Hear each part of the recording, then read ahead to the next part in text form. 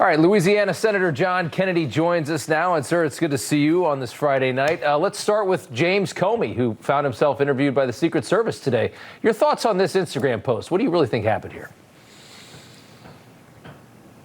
Well, I have been around Mr. Comey a good bit in the Senate because he's been in front of a lot of Senate committees. To know Mr. Comey is to dislike Mr. Comey. There's a reason he doesn't get invited to too many parties. He's a butthead. You can only be young once, but you can always be immature. What Mr. Comey did was immature, but it was more than that. I think he was trying to seek attention. Mr. Comey has a chip on his shoulder. The chip on his shoulder has a chip on its shoulder.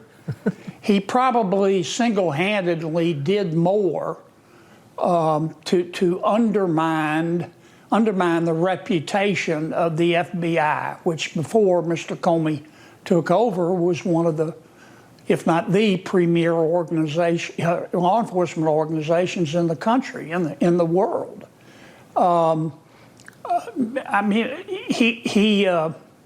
It's hard to describe how arrogant he is. Yeah.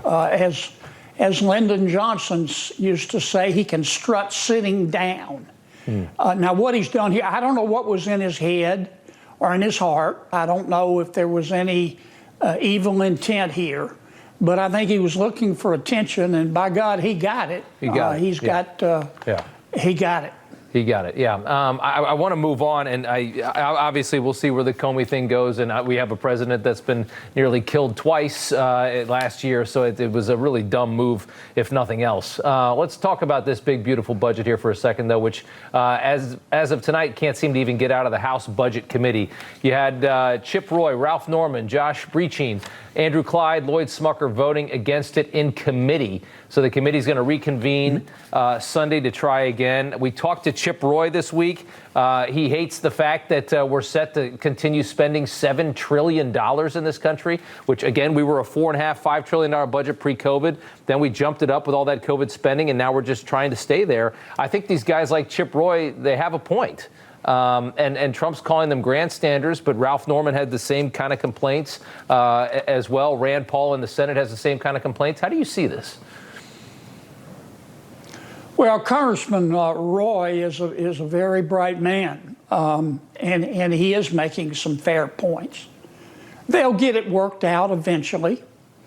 In 300,000 years of human history, no one has ever calmed down when they've been told to calm down. So I'm not going to tell my friends in the House to calm down. I am going to tell them to keep their eye on the main objective here, which is to extend the Trump tax cuts. If we don't do that on January 1 of next year, we're going to have a massive tax increase, which will tank this economy.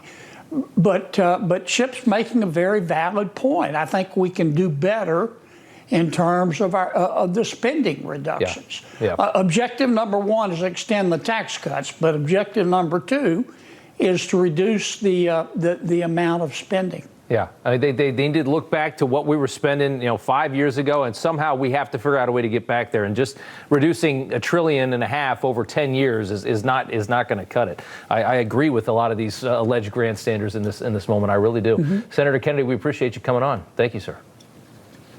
Thanks, man. All right.